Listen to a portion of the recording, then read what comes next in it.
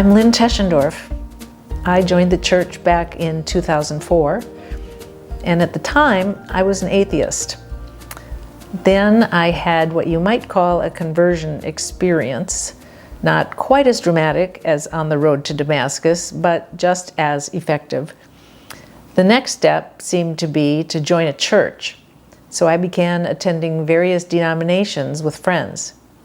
I soon discovered I wasn't an Episcopalian, nor a Lutheran, nor a Methodist. Congregationalism felt like the right fit, and I tried both Colonial and Plymouth. Colonial won out due to the preaching of David Fisher and the marvelous music program. I was also impressed by the wonderfully welcoming atmosphere. People said hello and introduced themselves. So I plunged into church life, expecting that Christian communities would reflect the teachings of Jesus. They would not only be welcoming, but they would be kind, generous, non-judgmental, inclusive, and supportive. They would be different from the world around me. Actually, they turned out to be exactly the same as the world around me. One of my first ventures illustrating this was attending an all-church weekend retreat. The camp was fairly accessible, so off I went. The planners kindly arranged for me to have the only wheelchair-friendly bedroom in the place, so things started off well. Yet, over the course of the next 3 days, only one person spoke to me. Otherwise, I was completely isolated. My opinion of Christians dropped considerably. Next, I tried Monday morning Bible study with Gary Klingsborn. Now that encouraged me enormously. In a group of about 50 regular attendees, the theological viewpoints were widespread, and yet everyone was accepting and respectful. These people had studied the Bible and knew their stuff. They weren't just parroting things they'd learned in Sunday school. They were independent thinkers. So I made an appointment with Gary and started my real Christian education. He designed reading programs for me on whatever topic I chose, whether it was abortion, homosexuality, or human sacrifice at the cross. The readings included many points of view, conservative to liberal, ancient and modern. He encouraged me to make up my own mind. As long as I had a scriptural basis, I was okay. It was wonderfully freeing. It also taught me that Christians are pretty much like everyone else. Jesus told parables about ordinary people with one difference. He wanted them to want to be better, to at least try to demonstrate what God's kingdom was all about. He knew they would remain sinners until the actual dawn of that kingdom, but in the meantime, they should at least try. And I do see that in this place.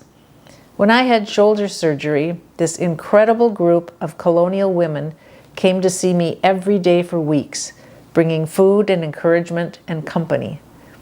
I know there are others who take meals, give rides, minister in prison, who serve as deacons and ushers and greeters, and who help families who are homeless.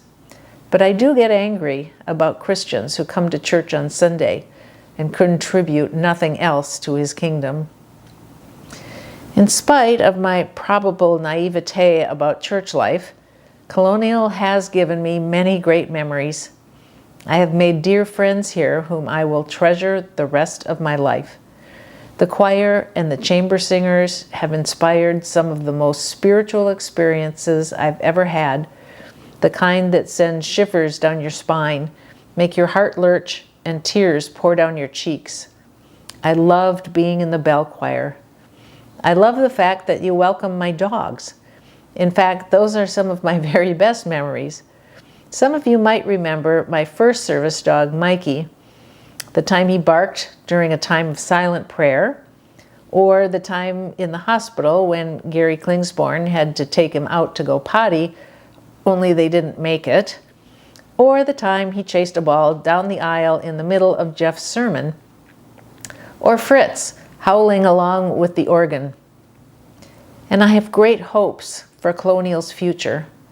One is that we remain united, as Jeff so poignantly stressed in his September 5th sermon. I have seen great ruptures in this congregation and considered leaving myself at one time. I turned to the Bible for advice, opening it randomly and reading whatever God chose to reveal. It opened to Haggai chapter 2, verses 3 to 4. Who is left among you that saw this house in its former glory? How does it look to you now? Is it not in your sight as nothing? Yet now take courage, work, for I am with you. We are to work on this house, regardless of our perceptions of how glorious it used to be. We are not to abandon it. An example, the music program seems to currently be in a state of flux, yet it hasn't been abandoned. Work is being done to reorganize it. Remember that we are Congregationalists. We vote and abide by the majority. Do we want to be remembered as a church that split over something as worldly as a name change? Or do we want to be remembered as the church that remained united in spite of it? Another one of my hopes is reaching out to a church or community in North Minneapolis. I don't want us to merely throw money at outreach programs or take expensive group trips abroad to view programs we might invest in. There are people right here in this city who need us. Yes, sending a mobile grocery store is a fine thing, but what about actually extending our own hands in Christian fellowship? What about worshiping alongside those of a different color or from a different culture? What about tutoring their kids or making sure they have warm clothes? I understand that efforts have been made in this direction, which is wonderful, but I hope more people from Colonial will get involved in more ways. Now, at the beginning of the new school year, I am looking forward to the Wednesday night disciple program. I'm looking forward to Christian's iteration of Monday morning Bible study. I am ever hopeful that we can celebrate our different viewpoints and be grateful for them, even as we disagree. This house has been known for its acceptance and tolerance of those with differing opinions. Have we decided that those with different opinions are wrong, not merely interesting or unusual or even eccentric? Wrong to the point that we can't coexist?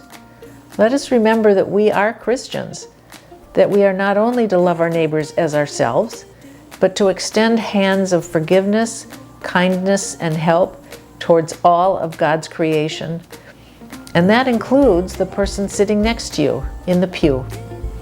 Amen.